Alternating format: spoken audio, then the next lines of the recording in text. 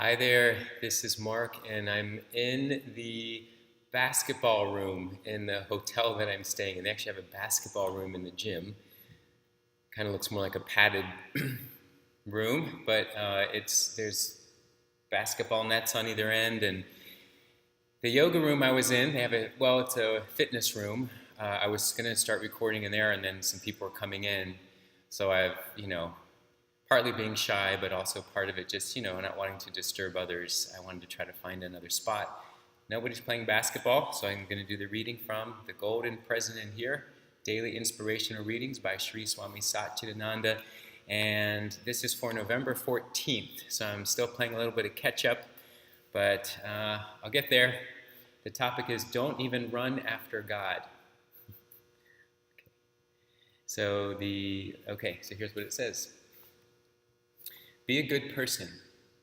Do good things. Be happy. Be peaceful. Don't allow your peace and joy to get ruined, not even in the name of God. If he doesn't want to come to you, let him do what he is supposed to be doing. You don't need to go and beg him. When you are ready, he will come. Yes, stop running after God and he will run after you. Tell him, Mr. God, I'm not very keen about looking for you. I know when I am ready, you will come to me. Just take your time. The mere anxiety in looking for God itself will disturb your mind. Not wanting anything means that you don't even want God. Stay away from all the wants.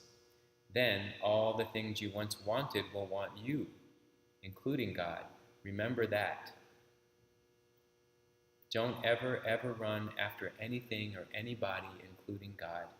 Stay where you are and say, I am content. I am happy to be what I am.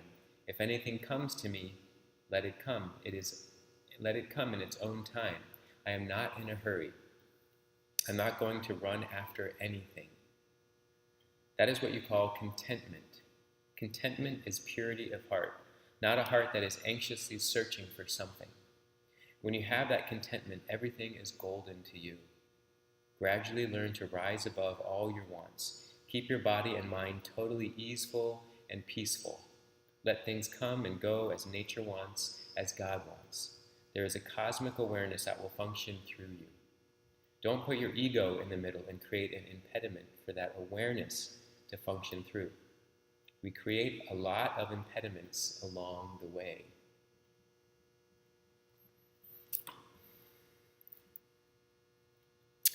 I heard somewhere, someone once said, one of the rules of life is don't run for a train or a bus. Never run for a train or a bus. And I always think about that, and I'm often running for trains and buses. And so here's this reading about don't even run after God, don't run after anything. Let the things run to you. And it makes me think about, the law of attraction. So more of that idea versus that we have to feel like we are lacking and we have to chase things in order for us to be able to get anything. And what if the universe recognizes that we are part of this huge system and things are meant to flow to us in a certain way when they're meant to flow? So it's hard to imagine this, but not running after things. I can imagine a lot of people thinking, well, that's how I got all the things in my life. I had to run after my career, to get this job, or, metaphor of running, kind of putting a lot of effort in it to make it happen. I had to find my partner. I had to run after that person to, make them see me. And other readings in the book would say, it's all God's will. So, we think we're the ones in charge, but really there's some other force. If that's what you had to do and you had to run, and I have to run to the train, then I'm like, you know what? God's making me run to the train right now. Because the idea of God, in my relationship with it, it's a connection with some higher intelligence, some cosmic intelligence has a bigger picture than I can possibly have. And I'm just turning it over to that and not trying to have my small mind think that it can know the whole play here. I'm only a really small player of the whole play. So I figure something else is happening, and I'm just really what I'm doing my best to show up as clear-headed as I can. And we all have an inner, call it an inner compass or moral compass, where you can tell when you feel like you're aligned with something that's taking you in a position where you feel uplifted, or you feel that sense of, what does he say here? Being happy, being peaceful, be a good person, do good things. You can just feel when that's happening. And you can also feel when you're trying to get away with something, or you can feel when you've done, something a little bit secretive or not quite as conscious as you want to be. And I think that we have that ability to discern that little bit, that wavering of that possibility of this or that, going here, going there, doing this action or doing that action. But all of it is learning.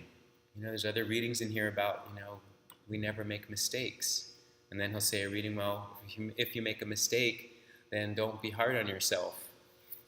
So there's all these different understandings of these teachings, and it's ultimately, it comes down to finding that quiet space where you can feel all of these teachings. This is what I do. I feel all these teachings resonate within me, and they integrate into this feeling of this experience of what feels most aligned with my nature. And that shifts all the time. I know where I was a year ago is very different from where I am today. And I'm open to that happening, rather than thinking I have to rigidly hold on desperately to this, way of being. I'm open for things to shift.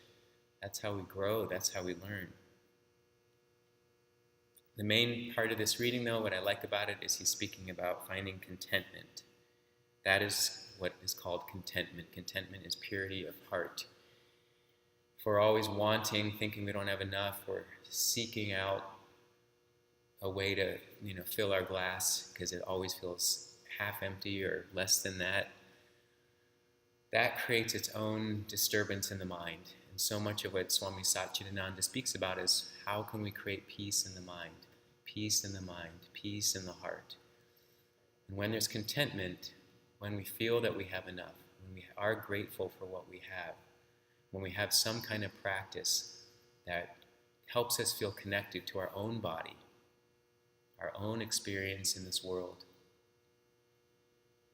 and a certain kind of calm happens. Now, it's not to say it'll go away in a minute, but we at least know how to practice that experience of connecting with our calm and our peace, and hopefully move towards that experience of contentment. Okay. Yeah. There is a cosmic awareness that will function through you, and I trust that.